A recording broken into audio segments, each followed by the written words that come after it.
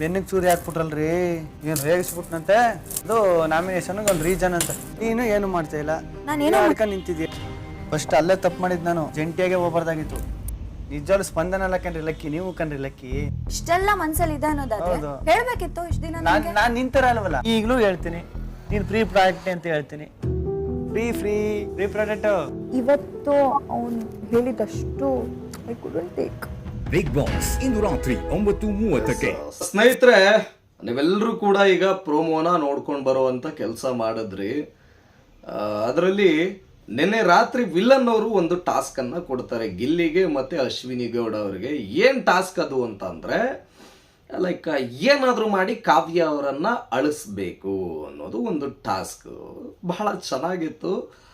ಇವತ್ತಿಂದ ಅಂದರೆ ನಿನ್ನೆಯಿಂದನೇ ಸ್ಟಾರ್ಟ್ ಆಯಿತು. ಗಿಲ್ಲಿ ಮತ್ತು ಅಶ್ವಿನಿ ಅವರು ಬಂದು ಕಾವ್ಯನ ರೇಗಿಸೋದಕ್ಕೆ ಅಥವಾ ಅಳೋದಕ್ಕೆ ಏನು ಮಾಡಬೇಕೋ ಅದನ್ನು ಮಾಡೋದಕ್ಕೆ ನಿನ್ನೆಯಿಂದನೇ ಅಂದರೆ ಲೈಕ್ ಸ್ಟಾರ್ಟ್ ಮಾಡಿದ್ರು.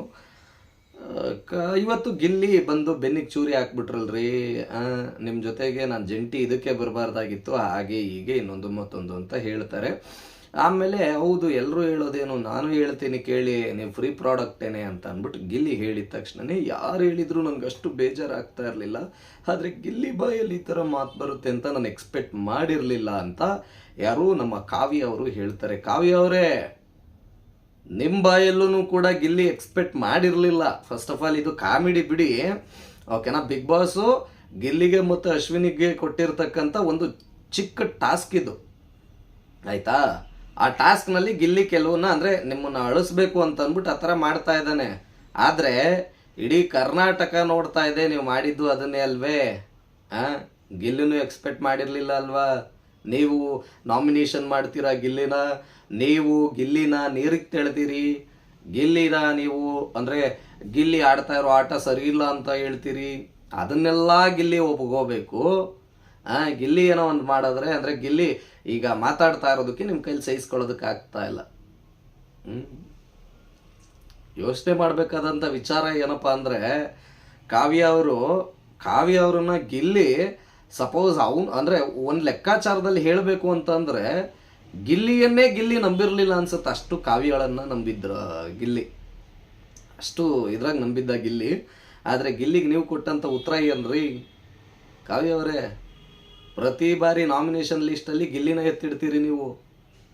ಯಾಕೆ? ಗಿಲ್ಲಿ ಏನು ಮಾತಾಡಲ್ಲ ಅಂತ ನಿಮಗೆ ಗೊತ್ತು ನಿಮ್ಮ ವಿರುದ್ಧವಾಗಿ, ಅದಕ್ಕೆ ಟಕ್ ಅಂತ ಎತ್ತಿಟ್ಬಿಡ್ತೀರಿ ತಾವು.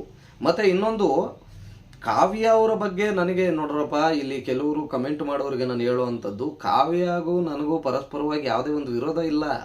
ಅಲ್ಲಿ ಆಡ್ತಾ ಇರೋದು, ನಾನು ಇಲ್ಲಿ ಹೇಳ್ತಾ ಇರೋದು, ಅಲ್ಲಿ ಏನು ಆಡ್ತಾ ಇದ್ದಾರೆ ಜನರ ಧ್ವನಿಯಾಗಿ ನಿಮ್ಮ ಹತ್ರ ಮಾತಾಡ್ತಾ ಇರೋದು, ನಿಮ್ಮ ಧ್ವನಿಯಾಗೇನೆ. ಕೆಲವರು ಅದರಲ್ಲಿ ಕಾವ್ಯ ಒಳ್ಳೆಯವಳು, ಹೌದು ಕಾವ್ಯ ಕೆಟ್ಟವಳು ಅಂತ ನಾನೇನು ಹೇಳಿದೆ.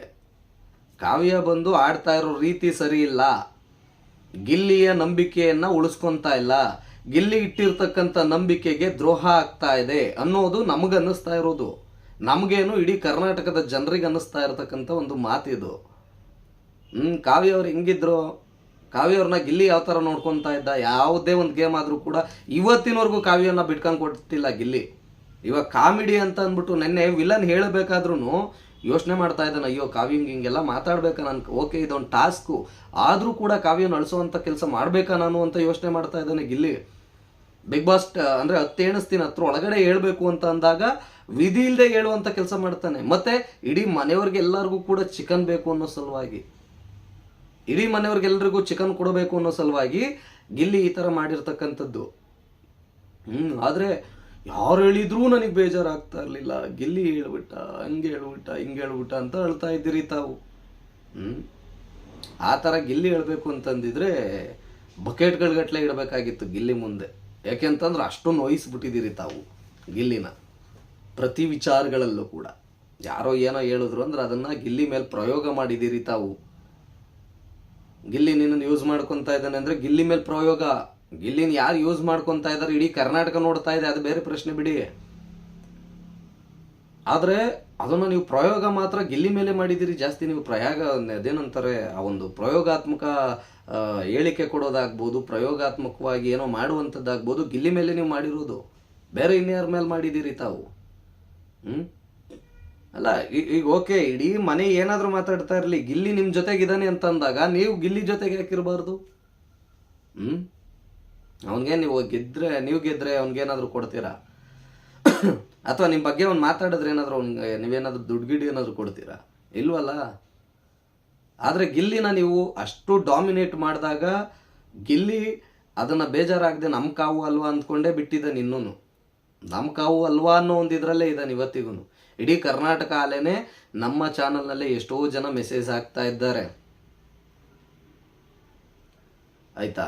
ನಮ್ಮ ಚಾನಲ್ನಲ್ಲೇ ಎಷ್ಟೋ ಜನ ಮೆಸೇಜ್ ಹಾಕ್ತಾ ಇದ್ದಾರೆ, ಸರ್ ಗಿಲ್ಲಿ ಮಾಡಿರೋದು ಕರೆಕ್ಟ್ ಇದೆ, ಯಾಕೆ ಕಾವ್ಯ ಎಷ್ಟು ದಿನ ಮಾಡಿದ್ಲಲ್ವಾ, ಇದನ್ನೇ ರಿಯಲ್ ಆಗಿ ಗಿಲ್ಲಿ ಈ ಥರ ಇದ್ಬಿಟ್ರೆ ಗಿಲ್ಲಿ ಆಟ ಇನ್ನೂ ಬೇರೆ ಥರ ಹೋಗುತ್ತೆ ಅಂತ ಅಂದ್ಬಿಟ್ಟು ಖಡಕ್ಕಾಗಿ ಹೇಳಿದ್ದಾರೆ ಎಲ್ಲರೂ, ಸುಮಾರು ಜನ. ಸೊ ಅದೆಲ್ಲ ಬೇಡ ನಮಗೆ. ಕಮೆಂಟು ಪಾಪ ಕೆಲವರು ಒಳ್ಳೇದಾಗ್ತಾರೆ, ಕೆಲವರು ಕೆಟ್ಟದ್ದಾಗ್ತಾರೆ, ಅದು ತಪ್ಪಲ್ಲ. ಅವರವರ ಅನಿಸಿಕೆ ಅಭಿಪ್ರಾಯಗಳನ್ನ ಅವ್ರವ್ರು ತಿಳಿಸೋದ್ರಲ್ಲಿ ತಪ್ಪೇನಿಲ್ಲ. ನೀವೇನು ಮಾಡ್ತಾ ಇದ್ದೀರಿ ಅಂತ ತಾವು ಒಂದ್ಸರಿ ಕೇಳ್ಕೊಳ್ಳಿ ನಿಮ್ಮನ್ನು ನೀವು. ಬೇರೆಯವ್ರು ಯಾರೋ ಕೇಳೋದು ಬೇಡ, ನಿಮ್ಮನ್ನು ನೀವು ಕೇಳ್ಕೊಳ್ಳಿ. ನಾನು ಏನು ಮಾಡ್ತಾ ಇದ್ದೀನಿ, ಏನು ಬಿಡ್ತಾ ಇದ್ದೀನಿ, ಯಾವ ಥರ ಮಾತಾಡೋದು ಬದ್ಧತೆ ಇದೆಯಾ ಇಲ್ವಾ ಅನ್ನೋದನ್ನ ನೀವು ಒಂದ್ಸರಿ ತಿಳ್ಕೊಬೇಕು. ಮಾತೆತ್ತಿದ್ರೆ ಗಿಲ್ಲಿ ಹಂಗೆ, ಗಿಲ್ಲಿ ಹಿಂಗೆ, ಗಿಲ್ಲಿ ಅದನ್ನು ಮಾಡ್ದೆ, ಗಿಲ್ಲಿ ಇದನ್ನು ಮಾಡ್ದೆ. ಇವತ್ತು ಗಿಲ್ಲಿ ಕಾಮಿಡಿ ಮಾಡ್ತಾ ಇರೋದಕ್ಕೆ ನೀವು ಹೋಗಿ ಯಾರು ಹೇಳಿದ್ರು ಹಿಂಗೆ ಬೇಜಾರಾಗ್ತಾ ಇರಲಿಲ್ಲ, ಗಿಲ್ಲಿ ಹೇಳಿರೋದಕ್ಕೆ ಬೇಜಾರಾಗ್ತಾ ಇದೆ, ಹಂಗೆ ಹಿಂಗೆ ಅಂತ ಹೇಳ್ತೀರಿ ತಾವು. ನೀವು ನಿಮ್ಮ ಮಾತಿನ ಮೇಲೆ ಫಸ್ಟ್ ನಿಮ್ಗೆ ಇಡ್ತಾ ಇರಬೇಕು, ಅಥವಾ ನಿಮ್ಮ ಮನಸ್ಥಿತಿ ಮೇಲೆ ನಿಮ್ಗೆ ಇಡ್ತಾ ಇರಬೇಕು. ಆ ಒಂದು ಮನಸ್ಥಿತಿ ಮೇಲೆ ಸ್ಥೀಮಿತನೇ ಇಲ್ಲ ಅಂತಂದರೆ ಆಗೋದು ಬೇರೆ ಥರ ಆಗತ್ತೆ. ಅದಕ್ಕೆ ಇದೊಂದು ಜಸ್ಟ್ ವಿಲನ್ ಕೊಟ್ಟಿರೋ ಟಾಸ್ಕಲ್ಲಿ ಜಸ್ಟ್ ಒಂದು ಇದು ಅಷ್ಟೇ. ಮತ್ತು ವಿಲನ್ ಅವರೇ, ಬಿಗ್ ಬಾಸ್ ಭಾಳ ಚೆನ್ನಾಗಿತ್ತು ವಾಯ್ಸು. ಬಿಗ್ ಬಾಸಿಂದೂ ಏನಂತ ಚೆನ್ನಾಗಿರಲಿಲ್ಲ ಅಂದರೂ ಕೂಡ ಚೆನ್ನಾಗಿತ್ತು ವಾಯ್ಸು. ನೀವೇನ್ರಿ ನಿಮ್ಮದು ಮಾತಾಡ್ತಾ ಇರೋದೇ ಕೇಳಿಸ್ತಾ ಇಲ್ಲ ವಿಲನ್. ಫಸ್ಟು ನಿಮ್ಮ ವಾಯ್ಸಿಗೆ ಏನಾದ್ರೂ ಸ್ಟಫ್ ಶಿಲ್ಪ ಏನಾದರೂ ಹಾಕ್ಕೊಳ್ಳಿ. ಯಾಕೆ ಅಂತಂದರೆ ನಿಮ್ಮ ವಾಯ್ಸು ಕ್ಲಾರಿಟಿ ಕೇಳಿಸ್ತಾ ಇಲ್ಲ. ಎಷ್ಟು ಜೋರು ಸೌಂಡ್ ಕೊಟ್ರೂ ಏನೋ ಒಂಥರ ಕೇಳಿಸುತ್ತೆ, ಸ್ಪಷ್ಟೀಕರಣ ಇಲ್ಲ ನಿಮ್ಮ ವಾಯ್ಸ್ನಲ್ಲಿ. ಆ ಸ್ಪಷ್ಟವಾಗಿ ಮಾತಾಡಿ. ನೀವು ವಿಲನ್ನು ಕಂಡ್ರಿ, ಆ ಖಡಕ್ನೆಸ್ ಇರಬೇಕು ನಿಮಗೆ. ಆ ವಾಯ್ಸಲ್ಲಿ ಗತ್ತಿದೆ, ಆ ಒಂದು ರಾ ಇದೆ, ಆದರೆ ವಾಯ್ಸ್ ಕ್ಲಾರಿಟಿಯಾಗಿ ಕೇಳಿಸ್ತಾ ಇಲ್ಲ. ಎಷ್ಟೋ ಜನರು ವೀಕ್ಷಕರ ಒಂದು ಮನದಾಳದ ಮಾತಿದು. ಸೊ ನಮ್ಮ ಒಂದು ಚಾನಲ್ನಲ್ಲೂ ಕೂಡ ಸುಮಾರು ಜನ ಸರ್ ಬಿಗ್ ಬಾಸ್ ವಾಯ್ಸ್ ಚೆನ್ನಾಗಿ ಕೇಳಿಸಲ್ಲ, ಬಿಗ್ ಬಾಸ್ ವಾಯ್ಸ್ ಚೆನ್ನಾಗಿ ಕೇಳಿಸ್ತಾ ಇಲ್ಲ ಅಂತಂದೇ ಮೆಸೇಜ್ ಆಗ್ತಾ ಇದ್ದಾರೆ. ಬಿಗ್ ಬಾಸ್ ಅಲ್ಲ, ವಿಲನ್ ವಾಯ್ಸು. ಸೊ ನಿಮ್ಮ ವಾಯ್ಸನ್ನು ಚೇಂಜ್ ಮಾಡ್ಕೊಳ್ಳಿ. ಕೆಲವೆಲ್ಲ ಚೆನ್ನಾಗಿ ಮಾತಾಡ್ತೀರಿ ಅಂತ, ಅಶ್ವಿನಿ ಅಂತ ಇದೆಲ್ಲ, ಆದರೆ ಮೊದಲಿಂದ ಒಂದು ಸ್ವಲ್ಪ ಚೆನ್ನಾಗಿತ್ತು. ಅದನ್ನೊಂದು ಸ್ವಲ್ಪ ದಯವಿಟ್ಟು ಚೇಂಜ್ ಮಾಡ್ಕೊಳ್ಳಿ. ತಮ್ಮದು ವಾಯ್ಸು ಕ್ಲಾರಿಟಿ ಇಲ್ಲ ವಿಲನ್. ನಗ್ತಾ ಇರೋದು ಪಗ್ತಾ ಇರೋದೆಲ್ಲ ನಾವು ಓಕೆ, ಮಾಮೂಲಿ ಏನಂತಾರೆ ಸ್ಟಾಕ್ ಫುಟೇಜಸ್ ಸೌಂಡ್ಸ್ನ ಹಾಕ್ತಾ ಇದ್ದೀರಿ, ಅದ್ರ ಬಗ್ಗೆ ಮಾತಿಲ್ಲ. ಆದರೆ ಇದು ವಿಲನ್ ಮಾತಾಡ್ತಾ ಇರೋದೇ ಸರಿ ಕೇಳಿಸ್ತಾ ಇಲ್ಲ. ಅದ್ರದ್ದೊಂದು ಸ್ವಲ್ಪ ನೋಡಿ, ಮೈಕ್ ಸರಿ ಮಾಡೋದ ಅಥವಾ ವಾಯ್ಸ್ ಏನಾದರೂ, ಏಕೆಂದರೆ ಈಗ ಎಲ್ಲರದ್ದು ವಾಯ್ಸ್ ಹಾಳಾಗ್ತಾ ಇದೆ, ಹಂಗೆ ವಿಲನ್ದು ವಾಯ್ಸ್ ಹಾಳಾಗಿರ್ಬೋದೇನೋ. ಸೊ ಅದನ್ನೊಂದು ಸ್ವಲ್ಪ ನೋಡಿಕೊಂಡು ತಾವು ಆದಷ್ಟು ಬೇಗ ನಿಮ್ಮ ವಾಯ್ಸ್ನ ಸರಿಪಡಿಸ್ಕೊಳ್ಳಿ. ಅಥವಾ ಬಿಗ್ ಬಾಸ್ನ ಕಳಿಸಿದ್ರೆ, ಅಶ್ವಿನಿ ನಿಮ್ಮ ಆಟ ಎಲ್ಲೋ ಒಂದು ಕಡೆ ಹಾದಿ ತಪ್ಪುತ್ತಿದೆ, ಗಿಲ್ಲಿ ನಿಮ್ಮ ಬಗ್ಗೆ ಬಹಳ ಒಳ್ಳೆಯ ಅಭಿಪ್ರಾಯ ಬಂದಿತ್ತು, ಆದರೆ ನೀವು ಹೀಗೆ ಮಾಡಿದ್ದು ತಪ್ಪು ಅಂತ ಎಲ್ಲ ಚೆನ್ನಾಗಿ ಬರ್ತಾ ಇತ್ತು. ಅದೊಂದು ಸ್ವಲ್ಪ ಆ ಒಂದು ಏನಂತಾರೆ ಗಟ್ಸ್ ಇತ್ತು ವಾಯ್ಸ್ನಲ್ಲಿ, ಬಿಗ್ ಬಾಸ್ ವಾಯ್ಸ್ನಲ್ಲಿ. ಈಗ ಬರ್ತಾ ಇರೋ ವಾಯ್ಸ್ನಲ್ಲಿ ಆ ಗಟ್ಸ್ ಇಲ್ಲ, ವಿಲನ್ ಅನ್ನೋ ಗಟ್ಸ್ ಇಲ್ಲ. ಆ ಗಟ್ಸ್ ಬೇಕು. ಮತ್ತು ನೀವು ವಿಲನ್ನು ಹೆಂಗಿರ್ಬೇಕು ಹೇಳಿ ವಾಯ್ಸು, ಹಂಗೆ ತಿಂದ್ಕೊಂಬಿಡ್ಬೇಕು, ಹಂಗಿರ್ಬೇಕು ವಾಯ್ಸು. ನಮ್ಮಂಥವ್ರಿಗೆ ಕೊಟ್ಬಿಟ್ರಿ ಇಂಥವನ್ನೆಲ್ಲ ನಾವು ಚಿತ್ರಾನ್ನ ಮಾಡಾಕ್ಬಿಡ್ತೀವಿ.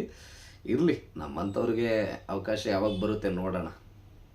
ಪ್ರಾಮಾಣಿಕವಾಗಿ ಕೆಲಸ ಮಾಡೋಣ, ಪರಮಾತ್ಮನೇ ಕೊಡ್ತಾನೆ.